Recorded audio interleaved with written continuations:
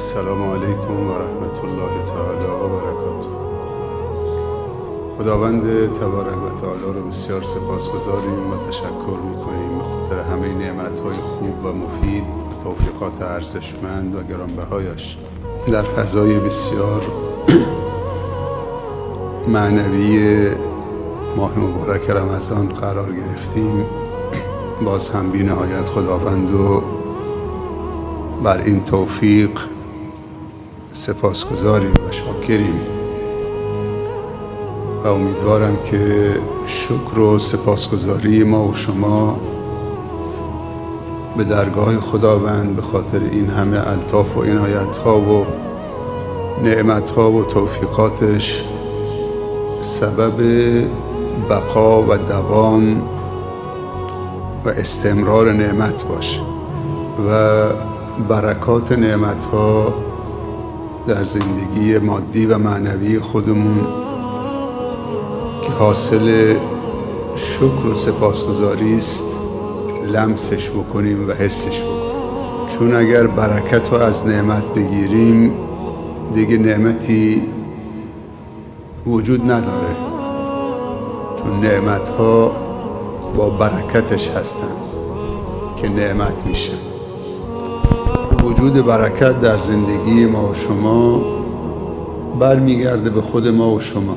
هر نعمتی یک معدن هست و مجموعی نعمت‌ها معادن هستند و ابزار استخراج برکت، قوت، توانمندی، توسعه، سعادت و خوشبختی، ابزار این استخراج این ارزش هایی که گفتم با شکر حاصل خواهد شد. لئن شکرتم لازیدنکم.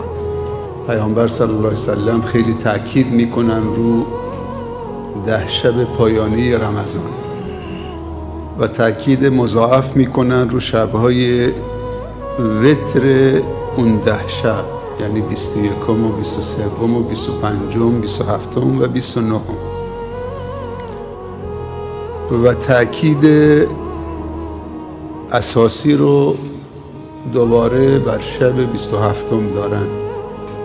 حالا ما در اولین شبش قرار گرفتیم و این شب دوباره مصادف شده با یک شب مبارکی دیگه به اسم شب جمعه که فرداش جمعه هست. عقیده و توحیدی که درش خرافات و بدعت‌ها و شرکیات نباشه، اعمال صالحی که درش بدعت نباشه، نیت خالصی که درش رنگ و ریا نباشه، توکلی که درش حق توکل و اعتماد بر خدا باشه و دست به دعا شدن و پایان بخشش صبوری. همه اونها وقتی کنارش صبوری هست، بردباری هست، نتیجه میده. انسان‌های کم حوصله، بی‌طاقت، اونایی که میخوان آنی به یک لذتی و یک موفقیتی برسن، اگه برسن هم پایدار نیست. دنبال لذت آنی، موفقیت آنی نباشیم. نابرد رنج گنج، فداکاری، از جان گذشتگی، بیخوابی، تلاش، تحمل، بردباری، اینو خیلی مهمه. شمایید که برای خودتون و جامعه خودتون و مردم خودتون معجزه تولید میکنید. اگر به زندگی صحابه هم نگاه بکنیم، معجزه رو اون باورهاشون و اعتقادشون که لا یتزعزع بود، تزلزل درش نبود.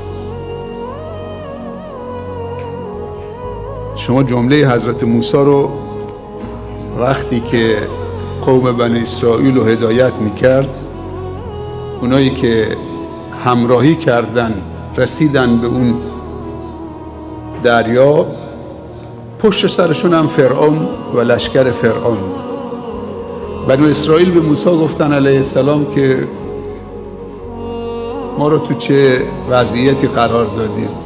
جلو ما دریاست، پشت سر ما فرعونه. جواب حضرت موسی چه بود؟ کلا. این کلا کلمه زجره، ردعه، دلالت بر قاطعیت میده. اذا عزمت فتوکل علی الله، دلالت بر عزم راسخ و استواری در عقیده هست. وقتی قلب تو بر عقیدش استواره، اینجاست که پای تو هم اقدام تو هم استقامت میکنه. اینجا وقتی لرزید پا هم میلرزه. اینجا وقتی که لغزش پیدا کرد پا هم میلغزه. اصل اینجاست که محل اعتقاد و باور ماست، باید راسخ باشه. گفت کلا ان معی ربی سیهدین. سبحان الله، به تأکید که همراه من رب منه. یه راهی رو الان، همین الان، نگفته سوف یهدین در آینده دور، سیهدین الان برای من باز میکنه، نشونم میده. پس این اعتقادش بود که عصاش کارساز شد. بعد خداوند گفت حالا عصا تو بزن به این آب دونست شد، مثل یه دیواری از هم جدا شد، یه راهی باز شد. پس آموزه های دینی و ایمانی و قرآنی و نبوی و ربانی رو توهی از محتوا نکنیم. اگه توهی کردیم وضعیت امروز مسلمانان